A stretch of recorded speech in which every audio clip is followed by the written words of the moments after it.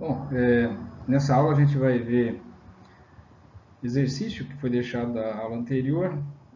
Também vamos falar sobre como é a difração de raio-x, né, de cristais, que é o instrumento chave aí para descobrir tudo que se descobriu até hoje em termos de estrutura cristalina se deve a aparelhos, né, essa tecnologia de difração de raio-x.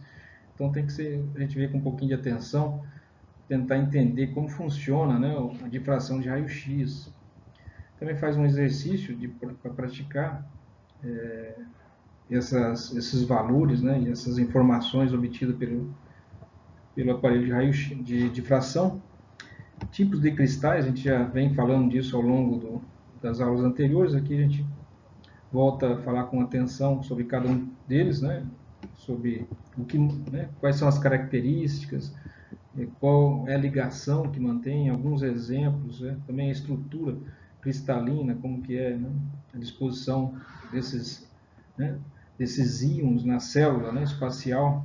Se faz um exercício para o cloreto de sódio, também fala a mesma coisa, né, de forma geral aí, sobre sólidos, né, cristalinos, covalentes, grafite, diamante, cristais moleculares, né, o próprio gelo é um cristal molecular, a acetona pode se congelar também, obter ela no estado sólido, o benzeno, né, cristais metálicos, que são a estrutura metal íntima dos metal, como que eles estão dispostos, né, eles também formam estruturas ordenadas, né, estruturas cristalinas metais, e depois fazemos um quadro comparativo. Também ao longo aí da aula vamos falar alguma coisa sobre supercondutores de alta temperatura, brevemente, só para citar aí as características, né?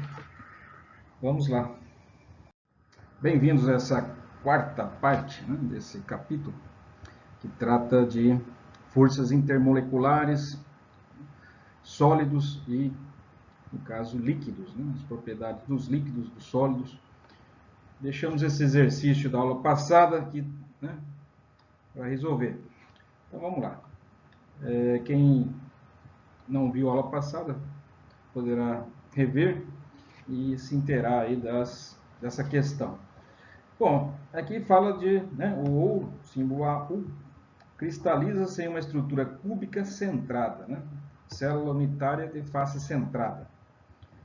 Então é um cubo em que tem, além de ter um átomo em cada vértice, né, do cubo, também tem um átomo em cada centro das faces. O cubo tem 6 faces, né, e teria também um átomo, metade de um átomo em cada uma dessas faces, porque a célula é dividida com outras que estão pareando elas, né, como blocos de construção. Bom, ele está dizendo que o ouro tem densidade de 19,3 gramas por centímetro cúbico, é um dos elementos mais densos, né? Lembrando que o ósmio seria o mais denso de todos. Ele pede para calcular o raio atômico, né, do átomo de ouro, né, em picômetros, né? Então, vamos lá. A estratégia. Queremos calcular o raio de um átomo de ouro, né? Para uma célula unitária de face centrada, a relação entre o raio R e o comprimento da borda A, de acordo com a figura 11.22, né, a borda é igual a raiz quadrada de 8 multiplicada pelo raio, certo? Então, foi dada a densidade, né, também, a gente tem que ter também o volume, né? Portanto, para determinar R, precisamos determinar R, que daí você tendo R, você determina o volume. Através dessa equação aqui você descobre o A, né? O A é a aresta. E o volume de um cubo é A ao cubo, né? Aresta ao cubo. Portanto, para determinar R de um átomo de ouro, precisamos encontrar esse valor, né? O volume de um cubo volume é igual a A ao cubo, né? Aresta ao cubo. O que leva a gente, né, fazendo a operação inversa, que a aresta é igual à raiz cúbica do volume. Aqui, né, você tira a raiz cúbica dos dois lados, o cubo de né, a raiz cúbica de um cubo é igual a próprio A, né? Então fica a própria aresta. Igual a raiz cúbica do volume. Assim, se pudermos determinar o volume da célula, se a gente descobrir o volume da célula, descobrimos o A. Se a gente descobre o A, você descobre o R. Né? Aqui tem uma relação entre o A e o R, aqui tem uma relação entre o A e o volume. E como a gente tem a densidade, né, que é a massa sobre volume, daí precisamos da massa. Né? Já temos a densidade, o volume. Assim, se pudermos determinar o volume da célula unitária, poderemos calcular o A. Então, se você tem o volume, você acha o A. Se você tem o A, você acha o R, que é o que ele pede. Né? Nos é dada a densidade no problema. A densidade é dada, a massa você necessita encontrar, e o volume você pode calcular, né? Da maneira que está descrita aqui. Então, a sequência, as etapas, né, necessárias para chegar à resposta, nós queremos saber o raio do átomo, né, de ouro. Você começa pela densidade da célula unitária. Você tem a densidade, né? Se você tem a densidade do ouro, você descobre a densidade da célula unitária. Aí você descobre o volume da célula unitária, depois você descobre o valor da aresta, né, que é a lateral, porque se você tem o volume, você descobre a aresta, que é o volume é aresta ao cubo. Se você tem a densidade da célula unitária, que foi dada, né, a mesma densidade do ouro como um todo, e a densidade da célula unitária é a mesma.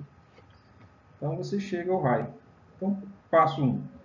Sabemos a densidade, né, foi dada, a densidade do ouro. Então, para determinar o volume, encontramos a massa da célula unitária. Você tem que saber quanto tem de massa numa célula unitária. E daí você também tem o volume, que é o A ao cubo, a aresta ao cubo. E você tem aí o volume, a densidade, você encontra o que estiver faltando. Para saber quanto de massa tem dentro de uma célula unitária, tem que saber quantos átomos estão lá dentro de ouro. E sabemos que a massa, né, atômica do ouro pela tabela periódica. Então, você descobre a massa de ouro que existe em cada célula unitária. Se você tem a massa e tem a densidade, você descobre o volume. Se você descobre o volume, você encontra a aresta. Se você encontra a aresta, você encontra o raio. Né? Seria essa a sequência. Ou seja, né, uma coisa permite descobrir outra. Né? Tem que estabelecer a correlação lógica. Né? Antes de mais nada, né? Se você tem, né, um volume, né, que é o cubo, e dentro desse volume, que é um cubo, você tem um certo número de átomos de ouro, você olha na tabela, né, periódica e descobre quanto que é a massa do ouro, quanto se tem 5 átomos de ouro lá dentro, 6 átomos de ouro, você vai saber quantas gramas de ouro você tem. É claro que átomos pesa muito pouco, mas você tem como saber. Aí você sabe qual é a massa de ouro que tem ali dentro, sabe né, o volume da aresta, pela densidade você descobre o volume daí. Que foi dada a densidade, daí você descobre a massa, pelo número de átomos de ouro você descobre a massa. Daí, se você tem a massa e tem a densidade, você descobre o volume. Se tem o volume, você descobre a aresta, que é um cubo. Né? E depois, se você tem a aresta, né, e o volume, você acaba descobrindo aquela relação entre o raio do átomo de ouro que está lá dentro e o volume, que seria, e a aresta, que seria raiz de 8 vezes R. Né? Então, está aqui. Primeira coisa que temos que saber, então, quantos átomos de ouro tem lá dentro, né, do passo 1, dentro daquele cubo, para saber quantas gramas, né, certo? De ouro tem em cada cubo. Então, sabemos a densidade, então, precisamos determinar o volume. Encontramos a massa da célula unitária. Para saber a massa, né, de ouro que tem dentro de uma célula unitária, você precisa saber quantos átomos de ouro tem lá dentro. Cada célula unitária tem 8 cantos e 6 vértices. Em cada canto existia um oitavo, certo? São 8 cantos, né? Cada canto tem um oitavo, tem uma fatiazinha de ouro, de um oitavo de átomo de ouro, porque eles estão nos 8 vértices, né? Cada vértice tem um átomo de ouro. Esse átomo de ouro está num quadrante, né? No centro de um sistema de coordenadas x, y, z. Então tem um oitavo para cada quadrante. Então são 8 vezes um oitavo, né? Depois, em cada face, que né, tem 6 faces, o cubo, cada face tem metade de um átomo de ouro. Né? Eles estão ali no meio da face, né? Metade está dentro do cubo, metade está fora. Então são 6 vezes o meio. No total, cada cubo vai ter 4 átomos de ouro. Então você já sabe quantos átomos, olha na tabela quantas gramas vai dar isso. Né? Se você tem a massa e densidade, você descobre o volume, daí vai embora. Tá aí, olha, só para lembrar, né? Tá aí a estrutura, a figura. São 4 átomos em cada canto, né? Tá vendo que eles têm que cortar isso reto, né? Tem que cortar reto para ver. A célula é um tijolo que forma um espaço tridimensional. E as esferas são átomos, elas não são quadradas, né? Elas são esféricas. Então tem que, para encaixar ela dentro desses cubos, né? Que são as unidades, os tijolos espaciais que preenchem as 3 dimensões, você precisa cortar. Você corta para efeito de cálculo, né? Tá, corta as 4 faces. Você vê a relação entre a lateral, o raio, né, e o ar que se acaba. Existem as relações, né, que já foram dadas. Daí fica fácil. Então, a massa de uma célula unitária são, né, descobrimos que existe lá, né, um certo número de átomos de ouro, existe 4 átomos de ouro por cada célula.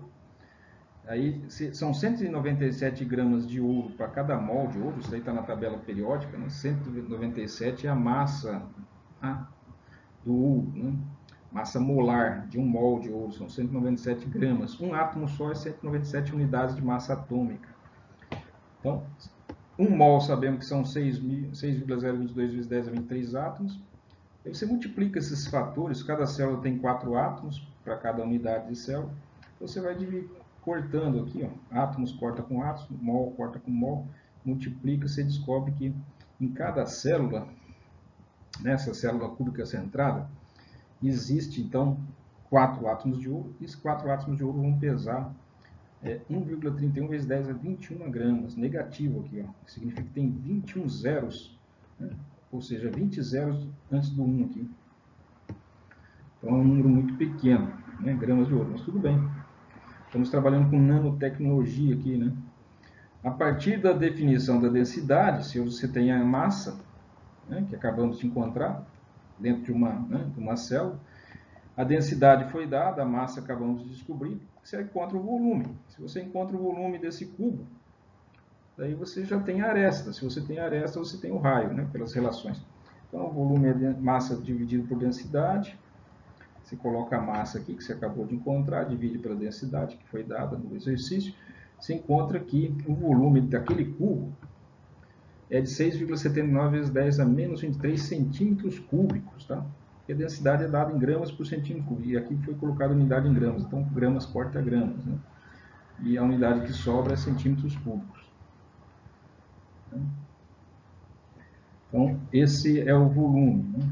Note que o centímetro cúbico está dividindo gramas, então ele está dividindo debaixo de uma barra de divisão. Quando algo está dividindo debaixo de uma divisão, ele passa para cima, né, da barra.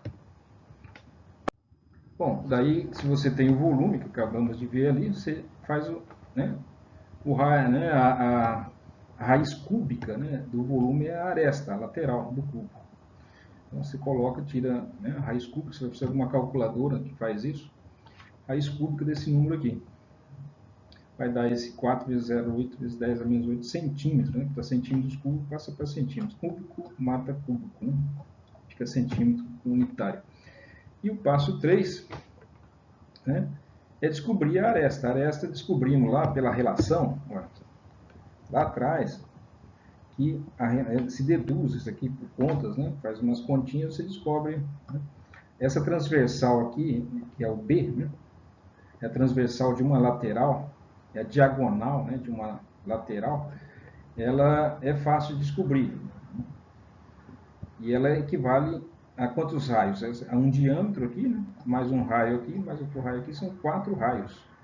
Você descobre o valor de B, porque esse lado lateral é A e esse lateral é A, é um triângulo isósceles, né, tem 2 lados iguais, e você tem como descobrir, né, por Pitágoras, qual é o valor de B. Se você sabe o B e sabe que ele é equivalente a 4 raios, e você descobre quanto que ele vale, você acaba descobrindo que, né, a aresta é igual a raiz de 8 vezes o raio.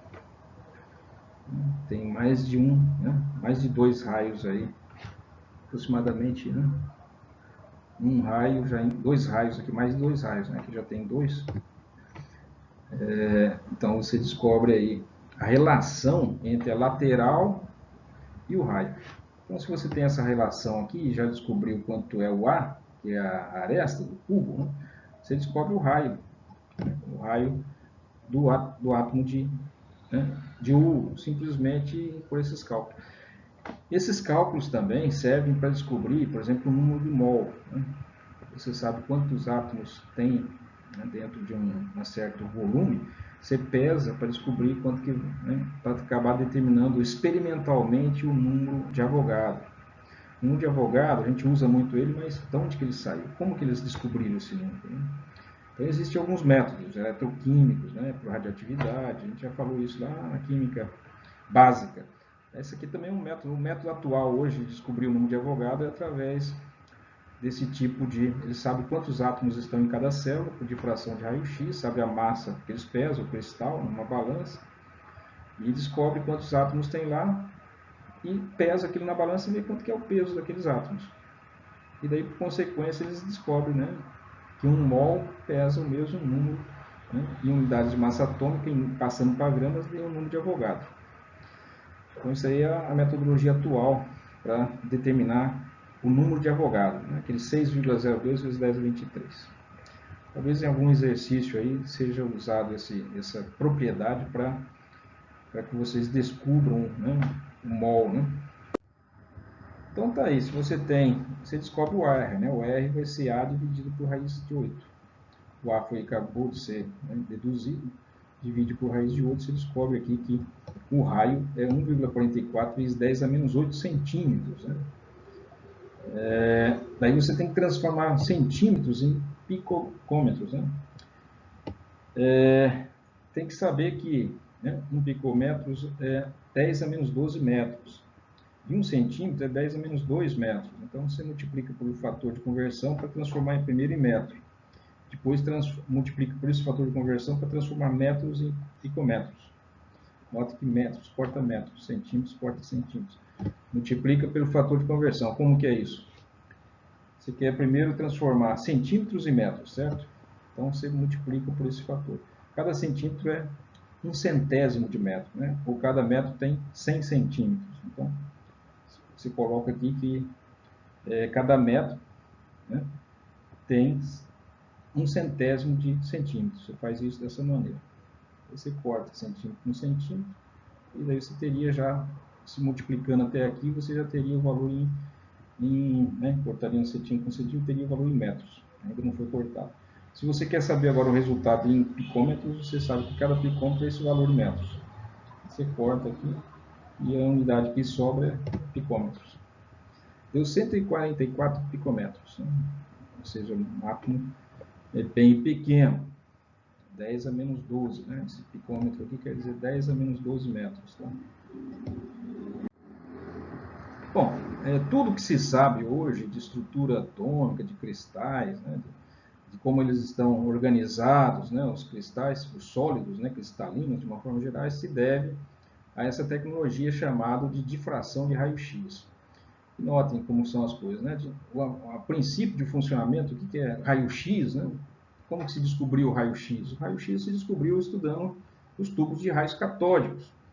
Então, os tubos de raios catódicos serviram para descobrir muitas coisas. Né? O tubo de raio-x, que depois serviu para fazer radiografias, né? E serviu na medicina. O tubo de raios catódicos serviu para fazer as válvulas, né, dos transistores. Né?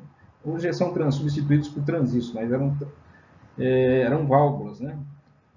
A válvula que amplificava o sinal, né, que vem da antena, ele vem fraquinho, você coloca ali no meio do caminho entre o cátodo e o anodo, o sinal que vem fraco é ampliado. E também serviu para o tubo de raios catódicos, que era o tubo da TV antiga, né? Aquele tubo também veio do tubo de raios catódicos. E está aí o tubo de difração de raio-x, que além de servir na medicina para fazer radiografia, serviu para se estudar a composição dos sólidos cristalinos. Então está aqui, eles emitem uma radiação, essa radiação tem um colimador aqui, ele faz com que a radiação só passe por essa fresta para obter um raio direcionado, né? E esse raio incide sobre o cristal, e o cristal, né, os raios sofrem difração, eles saem, né, desviam, são desviados e acabam se chocando aqui, né, passa por um prato aí e acabam sendo, montando aqui um padrão, né, de posições. Cada pontinha desse aqui seria, né, a posição geométrica de um sólido, de um núcleo, né, de um átomo no cristal. E esse cristal vai rotacionando. Então, o raio vai atingindo, né, o raio X vão atingindo o cristal em diversos ângulos e vão criando padrões aqui. E esses padrões são como fotografias em fatias. Esses dados são levados para um computador e processados, e se descobre a distância entre os átomos, né? E qual a natureza de cada um deles, e em que posição estão. Ou seja, se descobre a estrutura, né? A estrutura cristalina, né? A posição de cada átomo, que ele está ligado, né? Inclusive o volume, né? Um mapa de densidade eletrônica, porque os raios são difratados pela eletrosfera.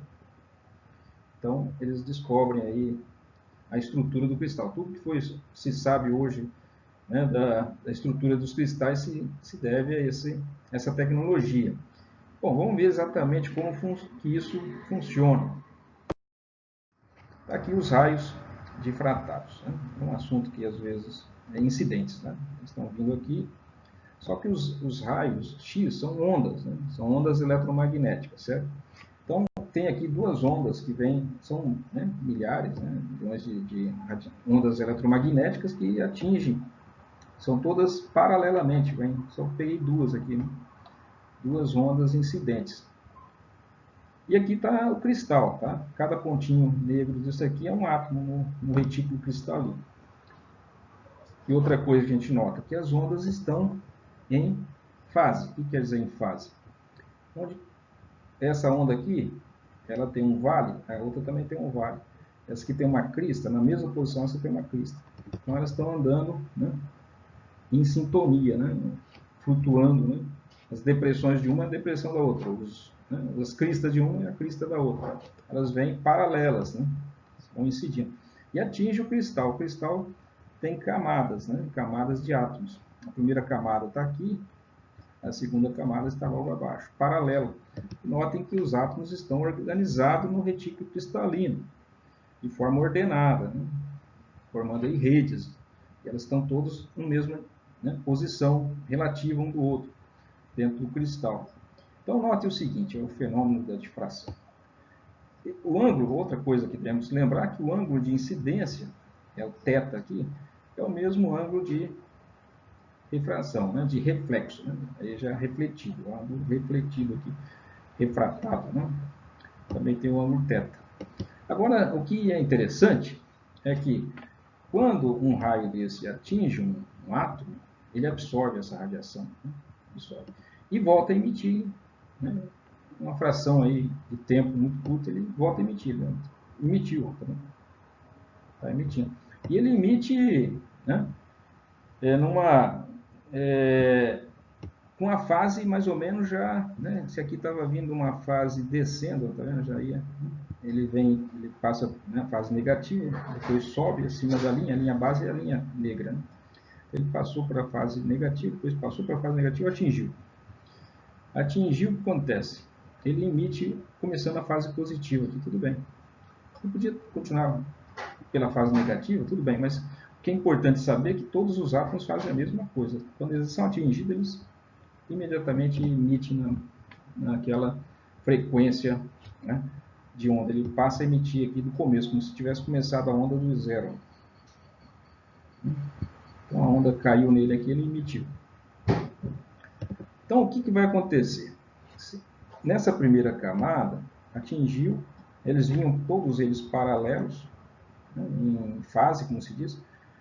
E o importante é que você só consegue ver aqueles pontinhos, né, pretos na tela da difração do raio-x, aquela grade, né, de dispersão, quando essas ondas saem em fase também. Se elas saírem fora de fase, já estão em fase porque da mesma maneira que chegaram em fase, elas também estão saindo em fase, né? Tá vendo? Está saindo em fase.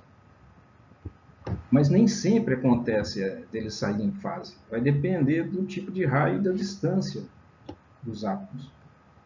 Certo? Se a distância aqui tem que ser de tal magnitude, essa distância d aqui entre os dois átomos da rede cristalina tem que ser de tal dimensão que dá tempo da onda dar mais uma meia volta para baixo aqui, ou mais uma onda inteira para baixo aqui, mais uma onda inteira aqui nesse intervalozinho. No intervalo BC tem que caber uma onda inteira ou meia onda. Ou tem que ser um múltiplo da onda aqui dentro desse intervalo. E aqui também, né, um múltiplo essa distância BCD aqui tem que caber uma onda inteira aí dentro, ou duas, ou três, ou quatro, não pode caber meia, né? Ou seja, entre B e CD tem que caber uma onda inteira para ele sair, né, emergir aqui da posição D em fase com essa. Porque se elas saírem fora de fase, elas se cancelam. Quando ondas, né, uma onda vem com uma crista, né, subindo, a outra vem descendo, e elas se encontram, uma engole a outra, elas se neutralizam. Então, quando as ondas saem, elas têm que sair em fases. Do mesmo jeito que chegaram aqui em fase, tem que sair em fase. Porque senão o sinal não aparece. Não aparece lá na grade de difração, no mapa. Né? E você não vê nada. Então, como que eles fazem aqui para fazer isso acontecer, desse sinal aparecer? Eles vão regulando o comprimento dessa onda aqui, que eles conseguem regular o comprimento de onda do raio-x. Né? Se eles conseguirem alterar o comprimento de onda, eles vão regulando. Porque o comprimento de onda tem que caber entre esses pontos B, C, D aqui. Tem que caber uma onda completa, né? A onda completa é fazer a forma para voltar a sair aqui acompanhando de cima. Então, quando ele atingir o átomo inferior aqui, ele tem que fazer uma onda, tem que cair nesse átomo de inferior no mesmo jeito que está caindo lá em cima. Né? Então ele tem que fechar aqui e emergir aqui do mesmo jeito que emergiu lá em cima. Para eles saírem. E isso vai acontecer, né? Como eles estão, eles chegam aqui, essa linha aqui, AB aqui, ó, mostra que eles chegaram junto, né? Nessa mesma distância aqui. Chegam junto nessa linha AB aqui, elas chegam junto. Só que aqui já está saindo, aqui ainda tem que andar mais um trecho. Tem que andar ainda de B a C. Aqui já chegou no A, né? Quando chega nesse ponto aqui, e essa aqui ainda está no B. Ainda não atingiu o núcleo para ser refratado. Então aquela lá já está saindo, essa aqui vai sair fora de fase, né? Se começar a se refletir. Então, ela precisa de ter nessa distância BC uma onda completa para quando emergir, ela já emergir do mesmo jeito que ela, né? O atraso dela ser compensado em uma onda inteira, porque daí entra já na fase seguinte, ela já está acompanhando, né, a onda emergente que atingiu o átomo A. Certo? Então, o importante aqui é saber que para que o sinal seja visto no aparelho, a distância BCD aqui tem que ser de um comprimento de onda. Então, mas como que eles fazem para que seja um comprimento de onda? Eles vão regulando o comprimento de onda, porque cada cristal tem uma distância diferente. Né? Cada cristal tem uma distância diferente aqui. E eles também podem regular isso pelo raio, né, incidente. Se você mexe no raio incidente, o ângulo de incidência, esses ângulos aqui mudam. Né? Então, à medida que vai mudando o ângulo, vai se vendo. E também pode mexer no comprimento de onda. Para cada cristal tem uma certa distância, aqui a AB, né, que é a distância entre os átomos. Bom, aí tem uma geometria. Né? A gente sabe que a distância BC, por exemplo, é o D, que é a diagonal. Isso aqui são triângulos retângulos, tá? Um triângulo retângulo aqui, ABC, e outro triângulo retângulo, ADC. São dois triângulos retângulos em que o D é a diagonal, o AB e BC são os catetos, né? Cateto adjacente e cateto oposto. Essa distância BC é a mesma que essa distância CD, e ela equivale D, que é o diâmetro, a distância entre os núcleos, né? Entre os átomos, D, multiplicado por seno de θ, que é esse daqui, que é o mesmo ângulo de incidência. Certo? Isso aqui é geometria. Então, você tem a distância BC que vale d seno de θ e a distância CD que vale d seno de θ, e essas duas distâncias têm que ser equivalente a um número inteiro de ondas. Certo? Então, eu coloquei aqui, ó, esse pedacinho, para mostrar que tem que ser uma onda, não pode ser metade, né? Tem que ser uma onda inteira. Daqui, da mesma maneira que ele chega e começa a emitir, aconteceu assim, ó, chegou, bateu e começou a iniciar também aqui, bateu e começou. É como se fosse simétrico, né? Se comportam da mesma maneira. Então, como que a gente descobre esses valores, né? Esses valores aí é descoberto pela distância, né? Essa distância BC e DC, a soma das duas, BC mais DC, tem que ser igual a 2 seno delta nesse aqui e 2 seno teta nesse daqui. São os dois, tanto o BC quanto o CD vale D, né? D que é a distância aqui, vezes seno de teta, que é essa aqui. Cateto oposto é igual seno do ângulo oposto, né? Então, tá aí. Isso tem que ser igual a um número inteiro de ondas, ou uma onda inteira, como está aqui, né? Uma meia onda aqui, uma meia onda aqui. Tem que ser um número inteiro para elas saírem em fase, senão elas saem. Quando elas estão saindo em fase, você tem como descobrir a distância entre os átomos. Porque você sabe o comprimento de onda, sabe, né, o ângulo de incidência, o ângulo θ, você acaba sabendo aí, descobrindo, né, a distância entre as camadas. A gente pode fazer uns exercícios, depois veremos isso. Aqui um exercício. Raio-x de comprimento de onda 0,154 nanômetros atingem um cristal de alumínio. Os raios são refletidos em um ângulo de 19,3 graus. Então a gente tem o ângulo θ, tá? E temos também o comprimento de onda, né? Certo? Então aquela equaçãozinha anterior a gente pode usar. Supondo que n é igual a 1, né? O n quer dizer que é um comprimento de onda, né? Você pode ter 2, 3, 4 entre aquela distância CD, D, I, tem que ser igual um número inteiro de ondas, para ela sair em fase.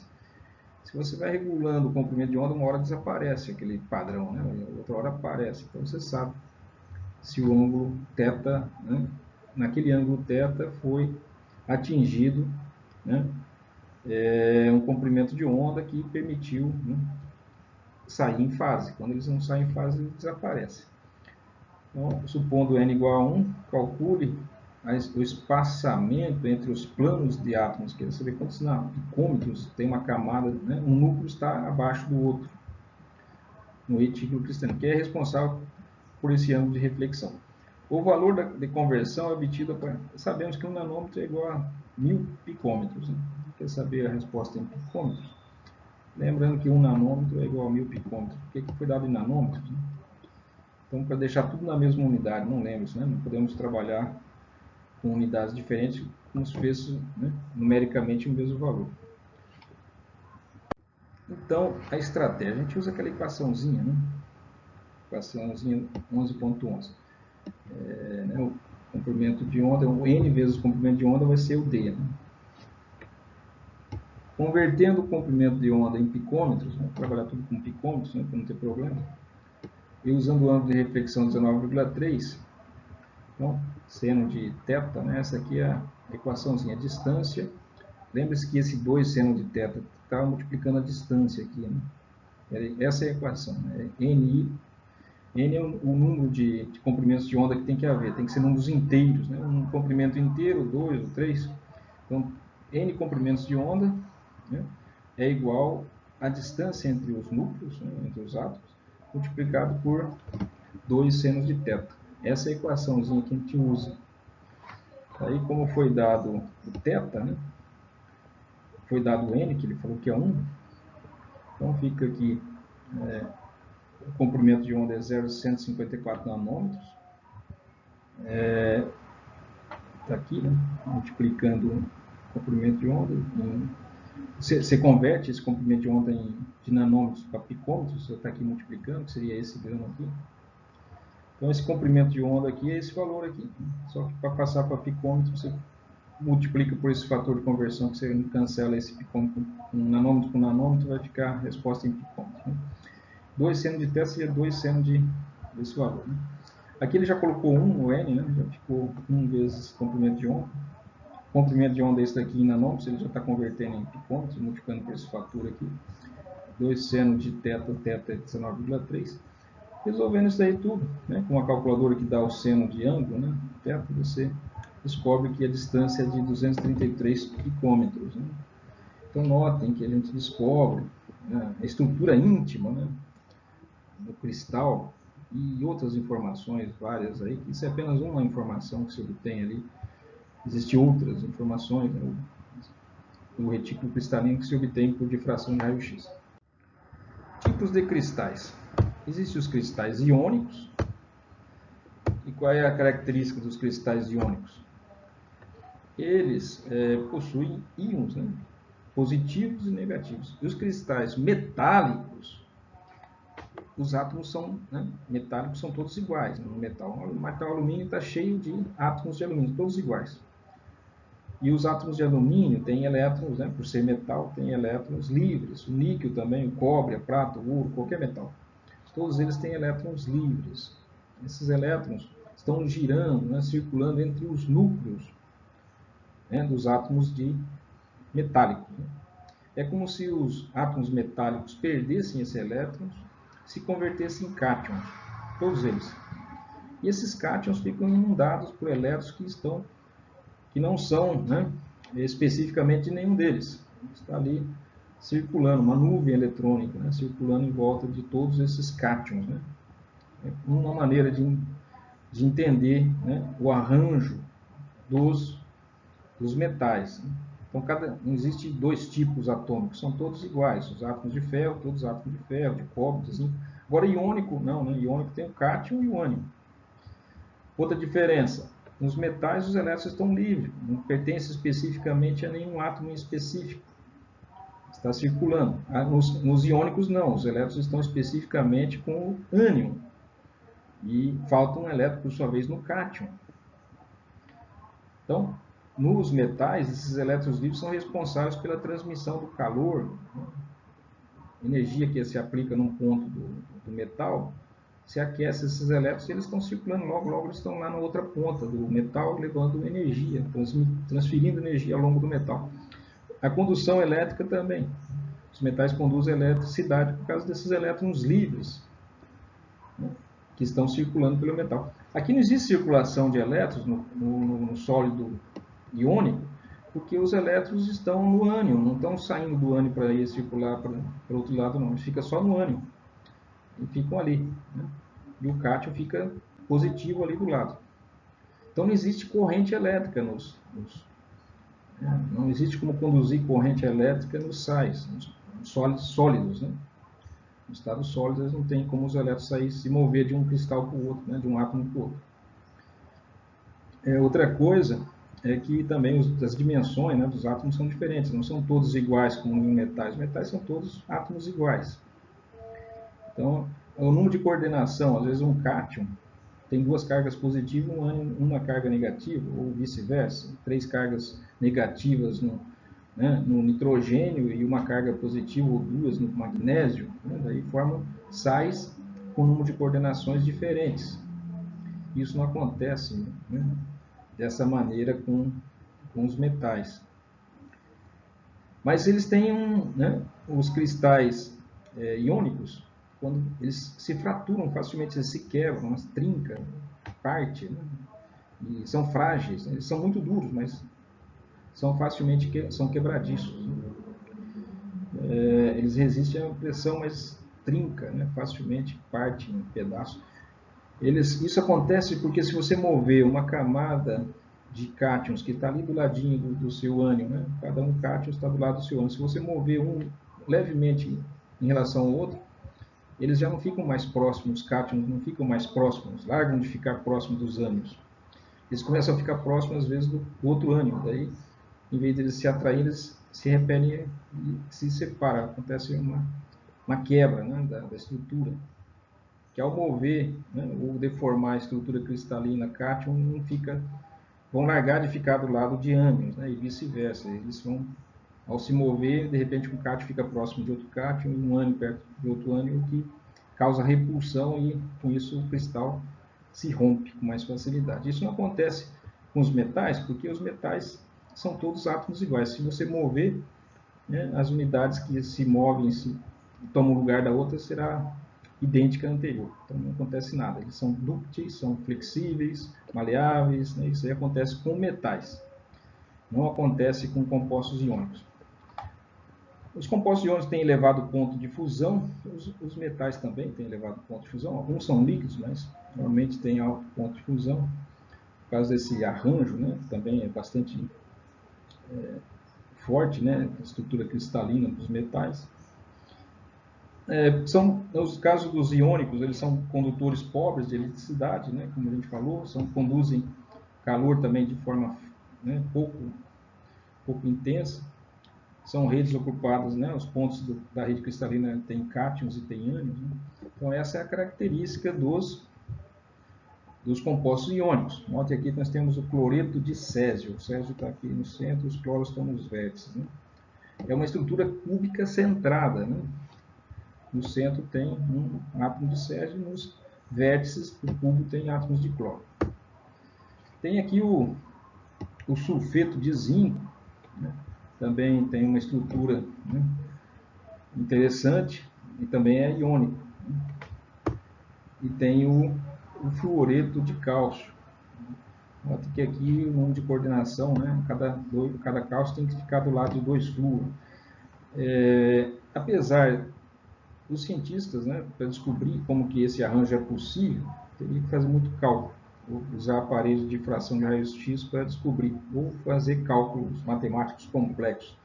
Mas quando esses cristais se formam, né, os íons vão se atraindo, vão se aglomerando, vão se ordenando e virando um sólido, eles, né, têm uma inteligência própria, por assim dizer. Né? O cálcio vai procurar ficar o mais próximo de vários fluoros e evitar ficar perto de outro cálcio, porque o cálcio não está com cargas positivas. Os fluoros vão procurar ficar o mais próximo dos cálcios e evitar ficar próximo de outro flúor, porque os flúoros estarão com cargas negativas, seriam fluoretos. Né? Então, existe todo aí eles vão se organizando e vão obedecendo essa lei de repulsão, e sempre na proporção de 2 flúor para cada cálcio, porque o cálcio tem 2 cargas positivas, e o flúor, cada flúor, uma carga negativa, então tem que contrabalançar. Mas eles né, descobrem, né, entre aspas, a organização que melhor, mais estável, né? Que melhor satisfaz essas energias de atração e repulsão. E acabam se organizando de um jeito que fica o melhor possível, né? Permitido pela natureza. E daí o cientista vai lá tentar descobrir que organização é essa. E descobre organizações muito bonitas, né? Como essa aqui. Daí um exercício, né? Muito bom esses exercícios para a gente praticar esses assuntos de estrutura cristalina, de como que eles estão. Exige um pouquinho de geometria, né? É bom quem está um pouco enferrujado nesse assunto rever aí volumes de esferas, volumes de cubos, né? E aí por diante. Então, a organização de um cloreto de sódio, né, que é o sal de cozinha, aqueles cristalzinhos brancos que a gente usa, né, no churrasco. Temos aí os átomos de sódio, que são esses em cinza. Notem que tem uma fatia, né, parece uma fatia quando você corta a laranja em 4 vagas, né, 4 partes. Tem aqui um quarto de átomo de sódio em cada posição dessa. Uma aqui, outra aqui, outra aqui. E é claro, nas outras faces também. Aqui, o exercício mental é tentar descobrir quantos átomos inteiros a gente vai obter de sódio juntando esses pedaços, né? Essas fatias. Né?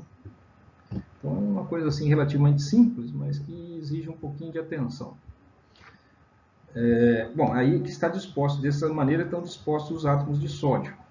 E notem também que existe um átomo de sódio, não está sendo representado aí, existe um átomo de sódio também no centro, tá? desse retículo, além de ter, né, um sódio no meio de cada cada aresta, né, também existe um átomo de sódio no centro desse cubo. Então, a disposição do sódio aí, a distribuição dele é cúbica, né, centrada, né, cúbica centrada. E a disposição dos átomos de cloro, esses em laranja, né, ele já tem uma distribuição de face centrada. Né, face centrada. Então, enquanto os sódios estão distribuídos, né, seria cúbico centrado, os átomos de cloro seriam átomos de cloro estão cúbico de face centrada. Quantos átomos de cloro está dentro desse retículo? Né? Olha aqui. Tem que tentar imaginar o cubo. Né? Em cada vértice do cubo nós temos aqui esse pedaço, né? Essa fração aqui do átomo de cloro. Se você observar bem, ele está num quadrante, num sistema ortogonal XYZ. Né? O sistema XYZ, né, aquele sistema ortogonal, ele tem 8 quadrantes. Então, isso aqui seria um oitavo. Cada pedaço desse do átomo de cloro é um oitavo de átomo de cloro. Então, a pergunta é, quantos íons sódio e quantos íons cloro estão em cada uma dessas células unitárias de cloreto de sódio? É um exercício divertido, né? Só de olhar aí, você pode tentar exercitar, antes de olhar a resposta, né? Você pode tentar descobrir. É bem legal. Mas vamos resolver junto. Solução. Cloreto de sódio tem uma estrutura baseada em uma rede cúbica, né, de face centrada. Um íon sódio inteiro está no centro da célula unitária e há 12 íons sódio nas bordas. Então, se você acertou lá, se você contabilizou certo, você vai ter encontrado 12 átomos de sódio nas bordas. Só que são 12, mas não são 12 inteiros, né? Cada borda há frações, né, do átomo de sódio. Cada íon sódio na borda é compartilhado por 4 células unitárias. Uma fatia, né? Como você pegou aquela laranja e cortou em 4. Né? Então você tem 1/4 do sódio em cada borda. Então você teria um átomo de sódio no centro, mas 12 vezes 1/4 de sódio. Para dar no total, você tem, dentro de cada uma dessas células, você tem 4 átomos de sódio inteiros. Está aí a primeira resposta. Né? Da mesma forma, há 6 vezes, né, meio íon de cloro, que temos meio íon de cloro em cada face. Uma face, são 6 faces no cubo, então você tem 6 metades. Então, 6 metades de cloro nas faces, no centro das faces. E tem mais em cada canto do cubo, você tem, né, em cada canto, como você tem um oitavo de cloro, né, em cada vértice do cubo. Como são 8 vértices, você tem 8 vezes 1/8. Então, 8 vezes 1/8 vai dar 1. Né, mais as 4, né, mais 6 metades, né, quanto que vai dar? Então, 6 metades mais 8 vezes 1/8, você tem 4 átomos de sódio por cada célula, que é o mesmo número de átomos de cloro. Né? 4 átomos de cloro, 4 átomos de sódio. Né? Assim, há 4 íons de sódio, né? E 4 íons de cloro em cada célula do cloreto de sódio, nessa disposição. Esse resultado concorda com a fórmula empírica, sabendo que os cloretos de sódio tem que ter 1 cloro para cada sódio. Né? E bateu aí na célula unitária, tem exatamente isso. Outro exercício. O comprimento da borda da célula unitária de cloreto de sódio é 564 picômetros. Eles sabem disso pela difração de raio-x. Né? Qual a densidade do cloreto de sódio em gramas por centímetros cúbicos? Né? Então, você sabe, né, o tamanho. Agora a gente acabou de dizer que dentro de cada célula existe 4 átomos de cloro, 4 átomos de sódio. Então, você sabe quanto que pesa, olhando na tabela periódica, qual é a massa de 4 átomos de cloro, qual é a massa de 4 átomos de cloro. Né? Então, você sabe a massa total. E ele está dizendo que a borda tem 564 nanômetros. Se tem 500 picômetros, se tem 564 picômetros, você tem o valor da aresta. Se você tem o valor da aresta, você encontra o valor do cubo, né? O volume do cubo. Se você tem o volume do cubo e sabe quantos átomos estão lá dentro, e sabe a massa deles, pela tabela periódica, você descobre a densidade, que é a massa dividido pelo volume. Então, estratégia. Para calcular a densidade, precisamos saber a massa, né, da célula unitária, ou seja, a massa de átomos que vão lá dentro da célula unitária, e temos que saber o volume. Né? O volume pode ser calculado a partir do comprimento da borda. Se eu tenho a borda, né, e ele diz que, né, a borda ao cubo é o volume. O volume de um cubo é a profundidade vezes a altura vezes a frente. Né? Quantos íons cloreto de sódio estão em uma célula unitária? Então, isso a gente acabou de ver. Né? Qual é a massa total em unidades de massa atômica? Unidades de massa atômica é uma coisa. Se quer saber a massa em unidades de massa atômica, olhar na tabela periódica também. Né? É a mesma massa molar em termos numéricos, porém, né, enquanto que um se refere a gramas, quando se refere em gramas, você está se referindo a um mol, né, aquele número. Quando você está falando, se referindo a um único átomo, você usa uma, né, unidades de massa atômica. É uma maneira de expressar. Quais são os fatores de conversão entre unidade de massa atômica e gramas? E entre picômetros e centímetros? Bom, a gente já fez essa conversão de centímetros para picômetros aqui, lá atrás, né? Picômetro é 10 a menos 12 metros, centímetros é 10 a menos 2 metros, né? Ou seja, centímetro é um centésimo do metro. Picômetro é 10 a menos 12 do metro, né? 12 zeros, né? 0,0001 metro, picômetro. Do exercício 11.5, vemos que há 4 átomos de... Né, o exercício anterior, que há 4 átomos de, né, átomos de íons, no caso, cátions de sódio, e 4 íons, né, de cloro. Então, já sabemos que tem 8 átomos aí, sabemos a massa, né, em cada célula unitária. Dessa forma, a massa total em unidades de massa atômica de uma célula unitária, a massa, né, em unidades de massa atômica vai ser 4 vezes, né, a soma, né, sódio mais cloro. A massa do sódio é 22,99, tem 4. Também tem 4 cloro, que é 35,45. Soma e depois multiplica por 4. Ou multiplica por 4 cada um deles e soma depois. Vai dar 233,8 unidades de massa atômica, é o número de total de unidades de massa atômica que existe em cada uma das células, né, daqueles cubos, né, de face centrada. Né. Então, converter unidades de massa atômica em gramas. Cada 1 grama, né, vale, né, 6,022 vezes 10 a 23 unidades de massa atômica. Isso aqui é a relação entre gramas e unidades de massa atômica. Cada grama é 6,022 vezes 10 a 23 unidades de massa atômica. Então, se você tem essa correlação aqui, fica fácil, né? Você multiplica. Aqui está a notação Atomic Mass Unit em inglês. Então está invertido. Mas tudo bem, unidade de massa atômica. Você multiplica, cancela aqui, com esse aqui fica gramas, né? Certo? Então fica 233,8 dividido por esse valor aqui, 10 a 23 vai para cima um expoente negativo, você chega a esse valor aqui, 3,88 vezes 10 a menos 22 gramas, né? Isso aí seria a massa em gramas, né, dos átomos que estão dentro daquela célula cúbica. O volume da célula unitária é volume igual a aresta ao cubo. Como ele diz que a aresta, né, foi dada lá no exercício, vale 564 picômetros, então você coloca a aresta ao cubo, 564 picômetros ao cubo.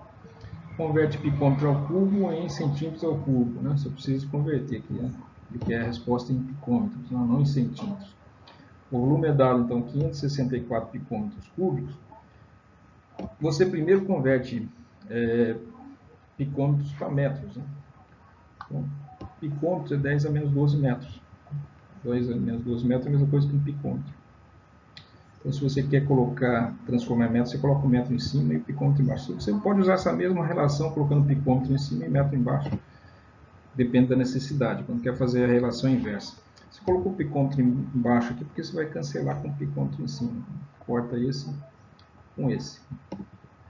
Então, e se você quiser saber, né, em centímetros, aí você sabe que para metros, centímetros para metros, você tem que pegar e dividir por 100. Né? Cada metro vale, né, 100 centímetros. E cada centímetro é um centésimo do metro. Então, se um metro, um centímetro é igual, né, a 10 a menos 2 metros. Né? Mesma coisa. O que está em cima é igual ao que está embaixo. 1 centímetro é a mesma coisa que 10 a menos 2 metros. O que está em cima é igual ao que está embaixo, só que em unidades diferentes. Daí você pode dizer que isso daqui dividido por isso é 1. Porque se o que está em cima é igual ao que está embaixo, em termos de unidades, né? Mas não em termos de valor. Né? Então você corta, né, o método daqui com o método daqui. Daí você cortou aqui esse picômetro com esse picômetro. A única unidade que vai sobrar vai ser o centímetro cúbico. Então a resposta em centímetro cúbico vai ser isso daí. Multiplica todos esses fatores, eleva aqui ao cubo, eleva também aqui ao, né, ao cubo esse valor aqui, vai obter esse valor aí que é o volume, então, né, que ele estava perguntando, o volume da célula unitária. Cada célula unitária vai ter esse volume, então, coisa muito pequena. Né?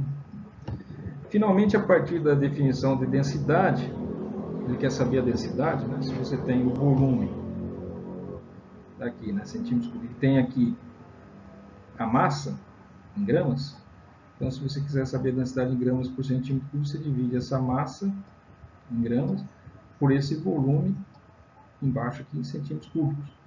Daí o resultado dessa divisão vai dar gramas por centímetro cúbico, ou seja, 2,16 gramas por centímetro cúbico, que é a densidade do sal de cozinha. Aqui está alguns fenômenos chamados de supercondutores. Supercondutores são aqueles que conduzem a corrente elétrica sem perda de energia. Isso é extremamente importante, porque 20% da energia se perde na forma de calor, simplesmente na transmissão, ou seja, da usina elétrica, onde a energia é produzida, até o centro consumidor. Essa energia, né, tem que ser transmitida por fios, cabos elétricos. E mesmo quando chega na residência, ele tem que, né, circular em bobinas de motores, nas fiações elétricas internas das casas. E quando a eletricidade circula por né, um condutor elétrico, um cabo, pode ser de cobre, né, de um metal de alumínio, ele sempre esquenta, aquece o cabo, e então uma parte dessa energia elétrica se transforma em calor, que além de ser uma perda, é ruim porque aquece o ambiente, contribuindo para o efeito estufa, aquecimento global, né? E é uma perda de energia. Então, existe atividade supercondutora em alguns metais quando você refrigera ele. Quando ele está próximo da temperatura de ebulição do hélio, né, o gás nobre hélio, ele ferve a 4 kelvins, ou seja, muito já perto do zero absoluto. Então, a essa temperatura se descobriu que os metais passam a conduzir corrente elétrica sem perda nenhuma. Mas né, não é muito prático, né? Como que você vai conseguir o preço de você obter hélio líquido e resfriar um material a 4 graus Kelvin é muito alto. Então, o uso prático dessa supercondutibilidade acaba, né, se perdendo pelo preço, né, o preço de resfriar o material. Em 1986, o pessoal, né, teve cientistas que descobriu aí uma liga metálica que conseguia conduzir corrente elétrica, né, né, de supercondutora, né, material supercondutor que fazia isso a 30 kelvins. 30 kelvins. Já subiu de 4 kelvins para 30 kelvins, foi um grande salto. Não foi, ainda não é muito prático, né? 30 kelvins continua sendo uma temperatura muito baixa, mas isso animou pesquisadores do mundo inteiro a fazer uma corrida atrás de encontrar um material que tivesse propriedades supercondutoras a temperaturas mais elevadas. E agora, mais recentemente, está havendo recorde sobre recorde, né, de obter, né, a propriedade supercondutora a temperaturas mais elevadas, cada vez mais elevadas. E esse material que está aí é daqueles que conduz corrente, né? Esse material. Aqui está a estrutura cristalina dele, é um óxido misto, né? Tem oxigênio ligado tanto a irídio, quanto bário, quanto cobre. O cobre nesse arranjo cristalino aí. E ele demonstrou, né, conduzir corrente, né, elétrica sem resistência, ou seja, supercondutibilidade, a uma temperatura de 95 kelvins. 95 kelvins está bem acima da temperatura do nitrogênio líquido. O nitrogênio líquido é 77 graus kelvins, que ele passa para o estado, o nitrogênio passa para o estado líquido. E você compra, né, nitrogênio, é mais barato que 1 litro de leite, 1 litro de nitrogênio líquido. Né? É né, uma substância refrigerante muito comum, usada aí para refrigerar sêmen e outros materiais, né, e que tem uma temperatura muito baixa e muito fácil de você adquirir, é barato. Então já se pode usar isso em alguns aparelhos. Onde que seria importante usar a supercondutibilidade? Em as bobinas, né, dos aparelhos de ressonância magnética nuclear, tanto para fazer tomografia, né, na medicina, quanto fazer ressonância magnética para identificação de moléculas, né, identificações químicas. Esses equipamentos exigem campos elétricos muito intensos, de Tesla, né, 2 Tesla, né? E essas unidades, para obter esses campos magnéticos, se usa bobinas. E essas bobinas estão limitadas pelo aquecimento, pelo consumo de energia e tudo mais. E se você conseguir, né, metal supercondutor, você consegue uma eficiência muito grande na hora de gerar esses campos elétricos. Esses campos elétricos podem ser utilizados também para levitação, né, de trens, conduzir a própria eletricidade a longas distâncias sem perda de energia. Então, seria algumas aplicações. Aqui temos aqui um trem, né, levitando sobre os trilhos. Então, todas essas daí são aplicações práticas. Agora também chegou, encontraram esse outro composto aqui, é um boreto de magnésio, né? O magnésio está aqui no centro e o boro está essas bolinhas em azul. Então são algumas das aplicações.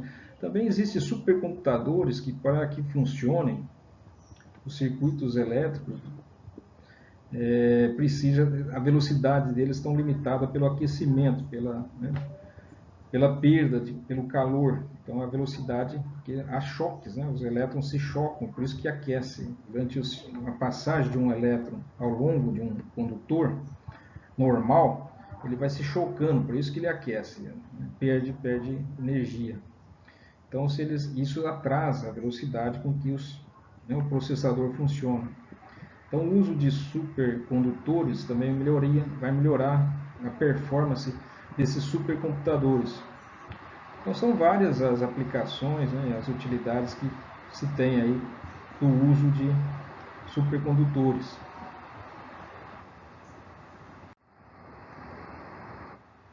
Bom, temos aqui outro tipo de cristal, são os cristais covalentes. Já falamos em cristais metálicos, que são aquelas bolinhas, né, cinzas, que foram usadas aí no começo para explicar o estado cristalino. É muito fácil explicar, né, a disposição espaciais quando as bolas são todas iguais, ou seja, os átomos, né, que formam o retículo cristalino são todos iguais. E é bom, isso acontece e facilita a explicação quando se trata de metais. Agora, quando é iônico, já tem outros, né, tem átomos de tamanhos diferentes, tem coordenações diferentes, né, e isso já altera um pouco, dificulta um pouquinho, né, e se torna mais complexas os cristais, né, os sistemas cristalinos, iônicos. E agora, outro tipo de cristal seriam os cristais covalentes. Que cristais são esses? Os cristais covalentes são, por exemplo, o grafite. Um átomo de carbono está ligado ao outro átomo de carbono numa rede, né? É como se fosse, o grafite é como se você imaginasse, né, moléculas de benzeno, que são hexágonos, com todos os carbonos hibridados em sp2. A gente já viu lá a hibridação sp2, né? Ela é trigonal plana. né? Tem uma ligação simples em cada vértice e tem um P puro no centro, trigonal plano. Então esse par de elétrons, né, que está no orbital P puro faz ligação π. No caso do hexano, esses elétrons estão deslocalizados. Daí se forma um anel por cima do hexágono do benzeno e um anel por baixo do hexágono do benzeno. Esses elétrons se dizem deslocalizados, né? Mas eles estão ocupando orbitais moleculares de grandes dimensões, que esses orbitais moleculares ocupam toda a molécula. Então eles circulam por toda a molécula. Agora imagine, né, uma folha de grafeno, que são hexágonos, né, que são benzenos ligados a benzeno, formando um ladrilho hexagonal. O grafite é assim. Né? O grafite é um empilhamento dessas folhas de grafeno. E o grafeno, cada folha de grafeno são como benzenos formando um ladrilho hexagonal. E esse ladrilho de benzeno se estende, né, por longas, né, incontáveis, infindáveis unidades. E são folhas que se sobrepõem paralelamente. E elas se deslizam uma sobre a outra. Por isso que é usado também o grafite como lubrificante. E ele conduz eletricidade, o grafite, porque como tem esses elétrons, né, nas ligações π deslocalizadas, esses elétrons estão circulando por todo, em orbitais moleculares que se estendem aí por todo a folha de grafeno, no caso o grafite. Né? Então o grafite não é um condutor, é um semicondutor, porque não conduz tão bem quanto os metais. Então, lembrando aí, temos os isolantes que não conduzem corrente elétrica, que é o plástico, né? Madeira, né? Esse material, vidro, não conduz corrente elétrica. Existem os condutores, né, que ao contrário dos isolantes, esses sim conduzem corrente elétrica muito bem. Existem os supercondutores, que são esses que a gente acabou de falar, que conduzem corrente elétrica sem perda nenhuma de energia, ou seja, uma eficiência 100%. São supercondutores. E existem os semicondutores, como o grafite, que conduzem não tão bem quanto os metais e não tão pessimamente né, quanto os isolantes. Então eles estão ali no intermediário, né, que são os semicondutores. E o grafite é um deles. E o grafite, né, tem essa estrutura que um átomo está ligado a outro de forma covalente. Eles estão compartilhando elétrons. Para formar o esqueleto carbônico das ligações sp3, sp3, sp3, né, que estão em cada vértice desse hexágonos, né, estão ligados carbonos de forma covalente. Mas ele, ao mesmo tempo que tem esses elétrons, né, compartilhados em posições fixas, ligações carbono-carbonos localizadas, ele possui também as ligações π, que são elétrons deslocalizados, que lembra um pouquinho dos metais, que tem elétrons livres. Né? Esses elétrons não são exatamente livres como nos metais, né? Mas são elétrons que estão aí podendo se mover pelo sistema, pelos orbitais moleculares de longas distâncias. Né?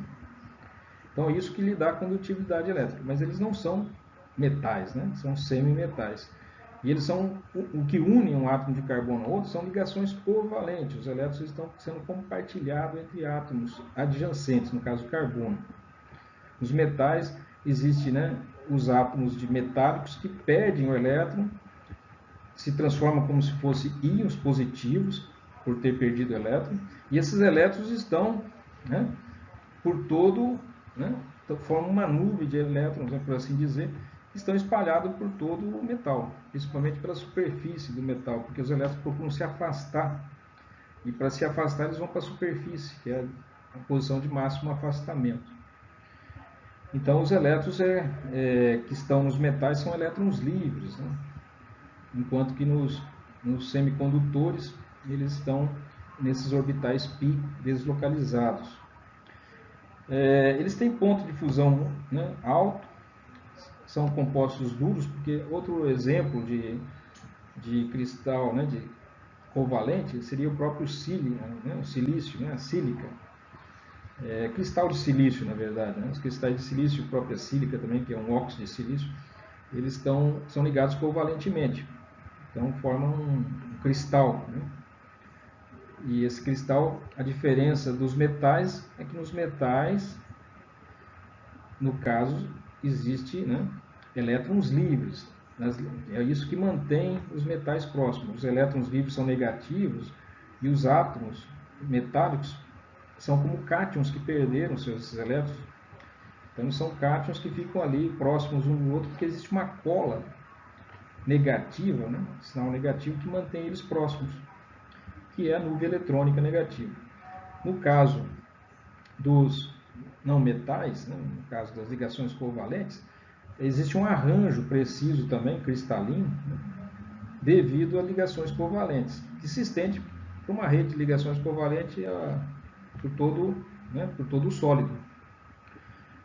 Isso é um cristal covalente, ligações entre não metais, portanto, né, porque existe ligação covalente, ligações covalentes entre não metais.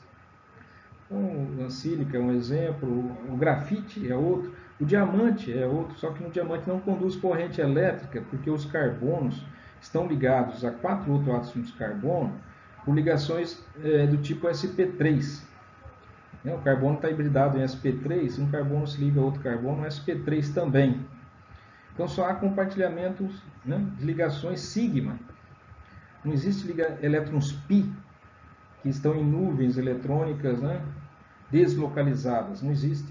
Só existem ligações simples, não existe ligações pi de longas distâncias, né? Então daí não tem como conduzir corrente elétrica no diamante, ele é um isolante. Então a condutibilidade elétrica depende, né? Então o ponto de fusão é elevado, por exemplo, o diamante tem um ponto de fusão muito alto, a dureza é muito elevada, o diamante é um dos elementos mais duros que existe, né? Eu acho que da natureza é o mais duro que se conhece. Eles também formam, né, ponto retículos, né, formam uma rede, são mantidos unidos por ligações covalentes, por isso que são chamados cristais covalentes. O ponto de fusão e híbrido, né, são bastante elevados, como no diamante. O grafite também é muito alto ponto de fusão. E são pobres condutores de corrente elétrica de calor, né? São semicondutores em algum caso, como no grafite, e são isolantes, no caso do diamante, por exemplo. Então, temos aí o diamante, note aqui que cada átomo de carbono está ligado a 4 outros, ele está no centro de um tetraedro, né? Que a hibridação é sp3, a ligação é simples, né? Sigma. No grafite não, no grafite é ligações pi deslocalizadas. Aqui estaria o grafite. O grafite são folhas de grafeno empilhadas, né? E cada hexágono desse daqui é um benzeno que está fundido, né, com outros, então lado a lado ali, formando uma folha, né, um ladrilho hexagonal, sendo que cada átomo de carbono desse tem um orbital p puro, e essas folhas de grafite, né, de grafeno, estão separadas por uma distância de 335 picômetros, ou seja, uma distância bastante grande. Eles podem deslizar-se entre eles, né? Uma folha de grafeno se deslizar sobre outra, é o que dá propriedade, né, lubrificante ao grafite. Então, está aqui os átomos de carbono, aqui ele está hibridado em sp3, né? Aqui no diamante está em sp3, aqui no grafite está em sp2. Aqui está ligado a 4 outros átomos de carbono, aqui está ligado a apenas 3, né? Porque tem ligado, né, hibridação sp2.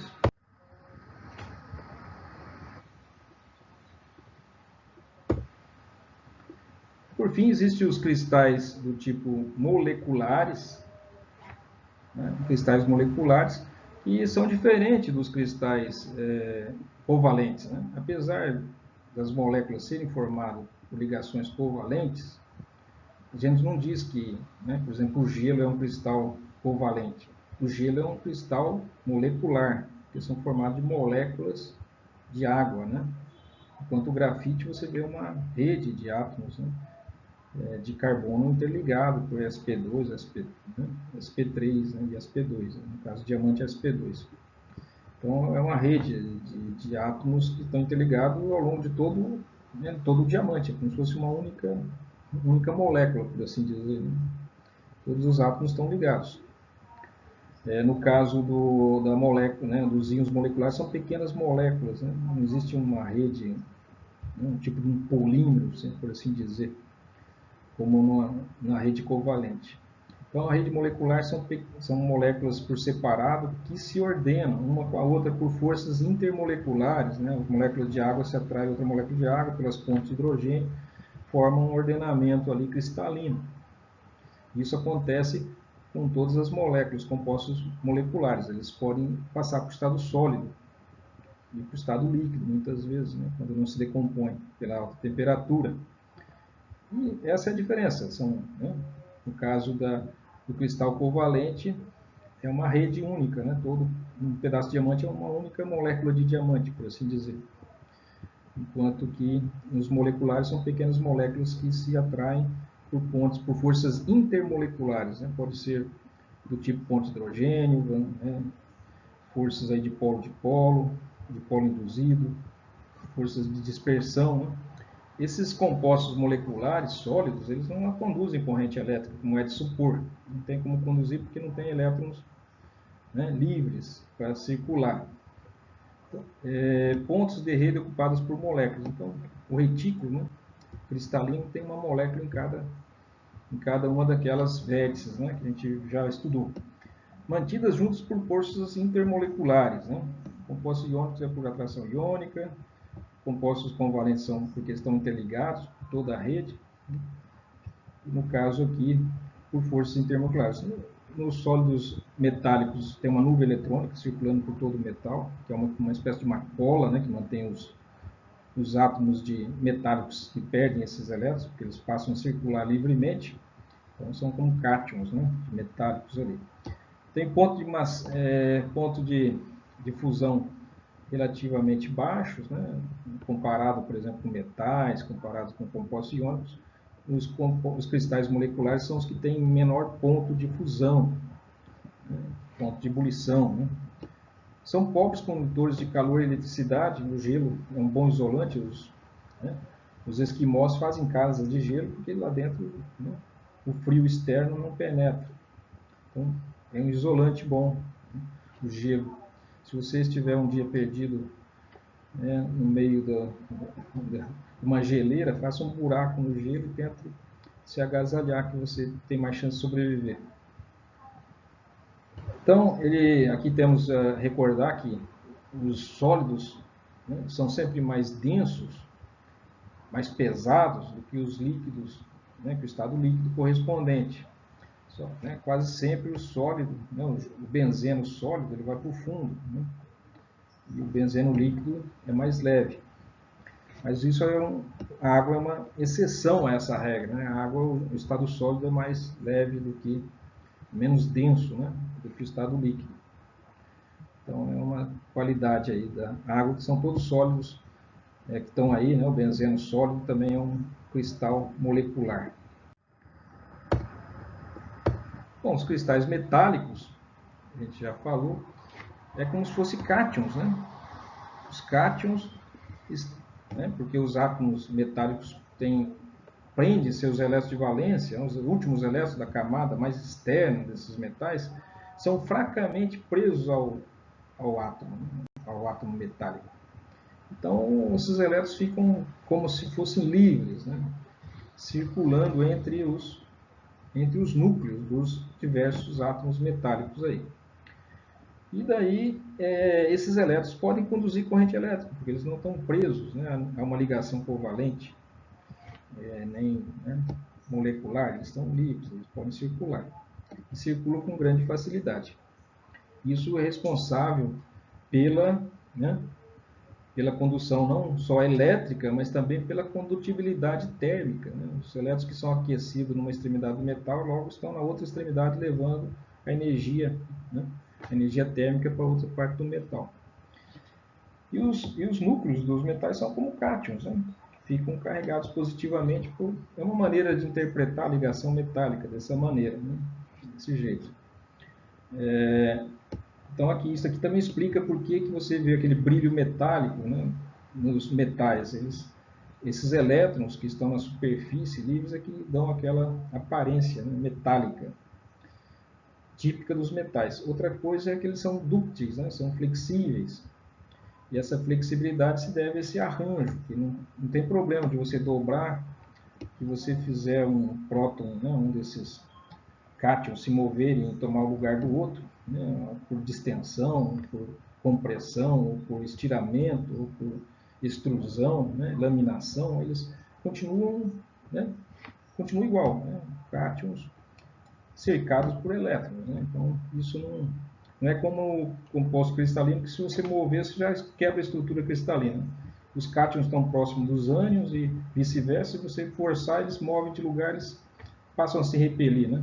E daí acontece a fratura dos cristais iônicos, né? Então já é diferente aqui. Então, ponto de rede é ocupada por metal, mantidos juntos por ligações ditas metálicas, que é uma maneira de interpretar essa nuvem eletrônica. São, né, macios, flexíveis, né, mas também são duros alguns, como o titânio, né? Tem altos pontos de fusão, mas tem alguns que são pontos de fusão baixo, como o próprio mercúrio, que é um líquido. O sódio, né, tem um ponto de fusão bastante baixo, em torno de 100 graus. Então, tem ponto de fusão variado, né? São bons condutores de calor e eletricidade. Isso se deve, então, a essas ligações metálicas que explicam essas propriedades. Nuvens de eletrônios, né, de elétrons, né, que estão circulando entre os núcleos metálicos, né, nuvem móvel de elétrons. Então, os que formam cristais aqui, os metais cristalinos, seriam esses daí, né? O lítio, né, os alcalinos aqui, alcalinos terrosos, né? Estruturas hexagonal, aquele empacotamento que a gente já viu, né?